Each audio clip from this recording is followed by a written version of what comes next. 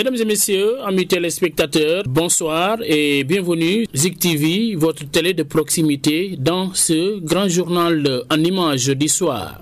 Le président de la République, Macky Sall, a annoncé lors d'un conseil national de la consommation d'une baisse immédiate des prix des denrées de première nécessité et du loyer. Le Premier ministre Amadou Ba et plusieurs membres du gouvernement ont pris part à cette rencontre au cours de laquelle Macky Sall a annoncé 11 mesures visant à réduire la cherté de la vie au Sénégal. Nous y reviendrons largement dans nos toutes prochaines éditions. Éducation, l'UJMP, Union des jeunes de la mouvance présidentielle au chevet des élèves de la commune de Ziguinchor. Plus d'une centaine d'apprenants ont bénéficié de kits scolaires composés de cahiers, de sacs, de livres, de stylos, entre autres.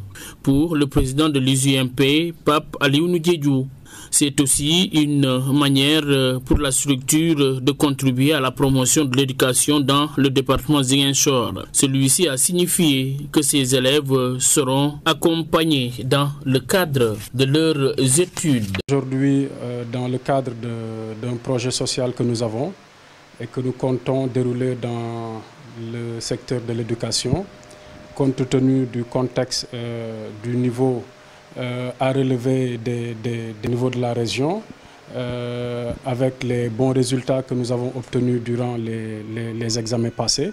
Nous avons pensé qu'il serait bon pour nous, en tant qu'acteurs politiques, dans une nouvelle démarche innovante et rénovatrice, d'apporter une contribution significative à l'éducation des jeunes élèves.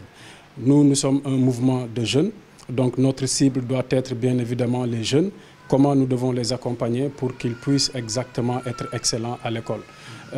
Nous avions l'habitude de faire chaque année des dons en fournitures scolaires, mais cette année nous avons vraiment décidé d'inscrire cette initiative dans le cadre d'un projet bien structuré et dans le long terme, dont les volets sont dans un premier temps le don de fournitures scolaires, dans un second temps si les élèves vont faire leur composition, on va essayer de faire une évaluation pour voir les élèves qui n'ont pas pu obtenir de bons résultats, comment on va mettre un dispositif d'accompagnement pour renforcer leurs capacités et pour qu'ils puissent en tout cas rehausser leur niveau pour la prochaine composition. Le projet, il est intitulé projet de remédiation pédagogique à Ziguinchor et donc dans le long terme, les élèves seront suivis tout au long de leur cursus scolaire jusqu'à l'obtention du baccalauréat. Et à ce niveau également, on mettra en place un nouveau dispositif d'orientation parce que généralement, ce que nous avons constaté, si nous avions eu la possibilité de savoir ce que nous voulions faire, il y a certains dans leur famille qui n'ont pas de grands frères, qui connaissent les réalités de l'enseignement supérieur, qui connaissent également les réalités du marché de l'emploi, qui pourrait leur permettre de bien conseiller leurs jeunes frères à opter les bonnes formations. Toujours dans le cadre de l'éducation, 200 kits scolaires distribués aux apprenants par l'AEMO. Une grande cérémonie au cours de laquelle les initiateurs ont voulu booster ce secteur de l'éducation à Ziguinchor. La cérémonie s'est tenue il y a quelques jours dans la grande salle de réunion du CEDEPS Ziguinchor. Ces belles initiatives prises par mes collègues qui nous ont permis aujourd'hui de vraiment organiser cette belle cérémonie vraiment de distribution de kits scolaires aux enfants de l'AEMO qui sont placés bien sûr par décision de justice, c'est-à-dire par décision judiciaire bien sûr. Les enfants sont au nombre de 200, donc tous issus du département de Ziguinchor et c'est la raison d'ailleurs pour laquelle cette cérémonie a été présidée par le préfet du département de Ziguinchor. Donc pour revenir vraiment à la constitution des kits scolaires, donc vous verrez effectivement qu'il y a des enfants des niveaux du primaire, des enfants du niveau du moyen et des enfants du niveau du secondaire. Parmi ces enfants du secondaire, il y en a qui ont réussi cette année à leur baccalauréat et qui sont en attente d'orientation vers les universités vraiment du Sénégal. Je leur souhaite vraiment de rejoindre avec brio ces différentes universités, que ce soit des universités privées comme publiques du Sénégal.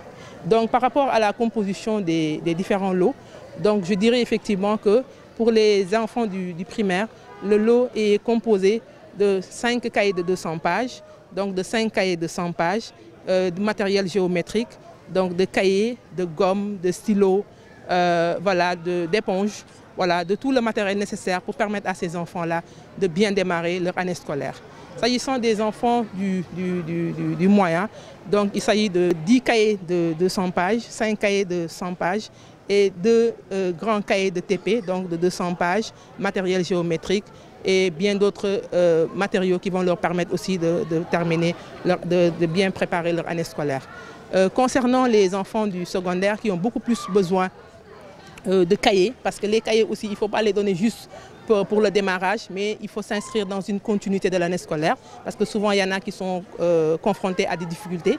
Donc pour cette catégorie d'enfants, nous avons eu 10 cahiers de 200 pages également, 10 cahiers de 100 pages et 2 grands cahiers de 200 pages.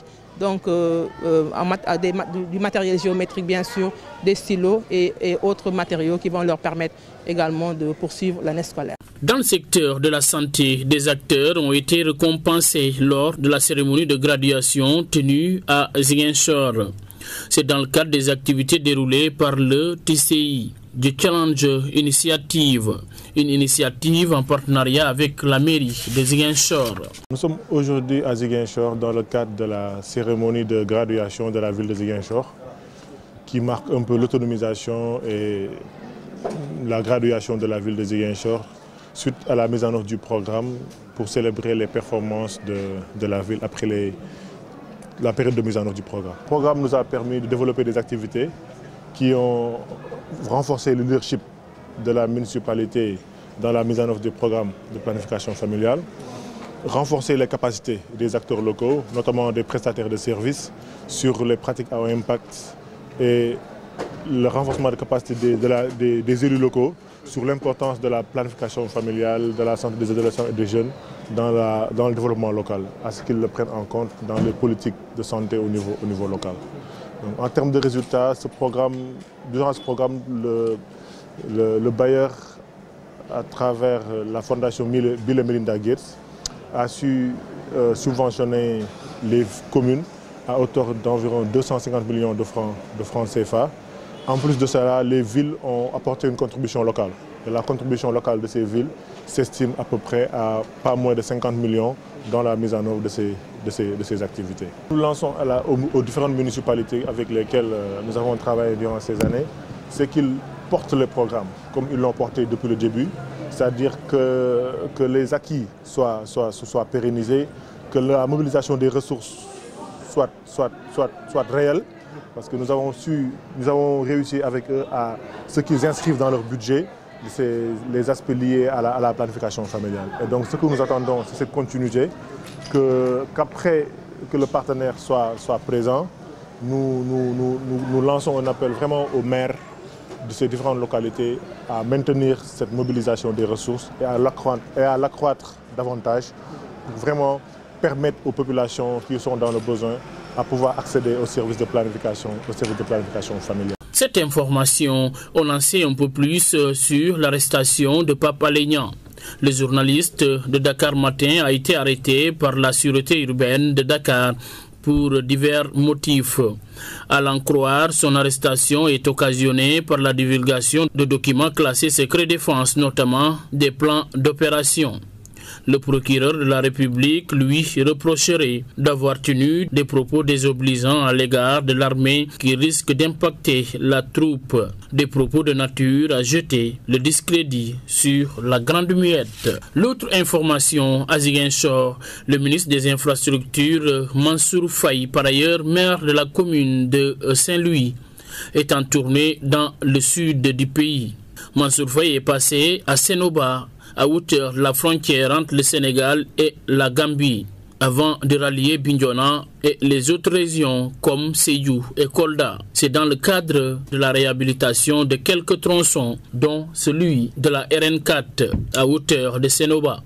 À ce propos, les populations du Fogny dans le département de Bignona ont élevé la voix pour interpeller directement le ministre des tutelles afin que la boucle du Fogny soit vite réhabilité. Seydou Badji, un blogueur connu, interrogé au téléphone par Zik FM TV. Nous sommes heureux d'apprendre cette information vraiment. S'il s'avère que cette visite va faire beaucoup bouger les lignes, nous serons vraiment très heureux. Par-delà donc, nous attendons quelque chose de clair, de concret par rapport à cela. C'est vrai qu'il ne vient pas spécialement pour la boucle du Fogny. Je suis à ce point de demander si véritablement cette question est dans son agenda. Il me semble que oui. Si c'est le cas, donc ça nous évitera dans les jours et les mois à venir de voir du concret et d'éviter que nous soyons dans les réseaux sociaux à des débats futiles. Je l'ai dit dans mes écrits sur les réseaux que il vaut mieux que quand c'est concret qu'on puisse annoncer et non d'en faire des effets d'annonce. J'en veux pour preuve. Au moment où on est venu poser la première pierre, il me semble, si c'est une première pierre qui a été posée, et ça a été fait dans les moments où on attendait que ça pouvait démarrer clairement. Et après, au finish, il n'y a rien. Quand nous avons une telle information, elle doit être vraie. Elle doit être concrète dans les jours qui suivent. La route de la boucle du Fogny, comme on l'appelle, c'est une demande sociale et elle doit être prise au sérieux. Donc, en tant que leader d'opinion, nous n'avons pas le droit, en tout cas moi, de taire. J'ai le droit d'agir et j'ai le droit de parler et demander au ministre des infrastructures de véritablement s'occuper de cette question. Si tel est le cas, donc, ça signifie qu'aujourd'hui, les questions y afférentes sont réglées. C'est-à-dire les études, le traçage de cette boucle du Fogny doit être décliné pour que les populations puissent savoir où est-ce que la boucle du Fogny commence, où est-ce que ça termine. Ou bien, si ce n'est pas la boucle du Fogny qu'on est en train d'engager, mais qu'on nous dise exactement aussi qu'est-ce qu'on est en train de faire.